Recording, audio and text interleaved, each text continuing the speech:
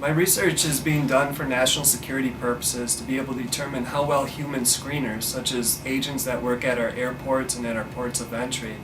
can determine whether or not the person that they look at on a photo ID, such as a passport or driver's license, actually matches the person who's tendering the ID to them.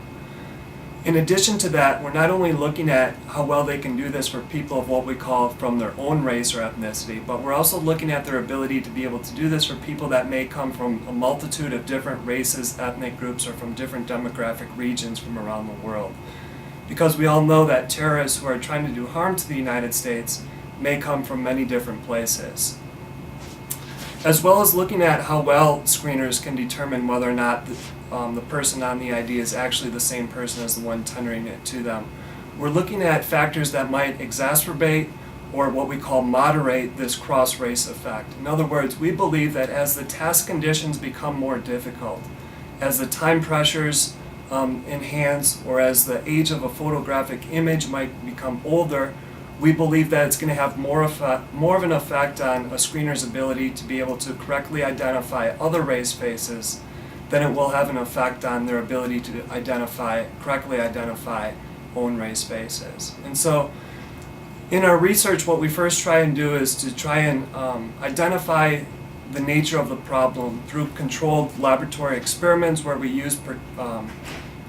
UTEP students as our screeners. Ultimately, what we would like to do is to take this research and be able to not only test agents, TSA agents, Border Patrol agents, but also be able to take the experiment to the field and be able to test how well these factors might come into play within an actual field setting at the airport or at a port of entry. There's always a human element that's going to be involved in national security when it comes to human screeners. And when the human element is involved, there's going to be human error. So one of our challenges is that people try to discredit our research by saying, well,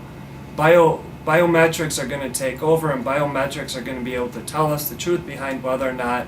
this is the person tendering the ID is actually the same person that's on the ID. However, we believe that our research, or I believe that our research, really will complement the biometric technology, and that you can't just completely discredit the human element that will always be involved in these national security purposes at our airport and at our ports of entry. And so the Niobe case that recently happened in New York is a good example of this. Throughout many of the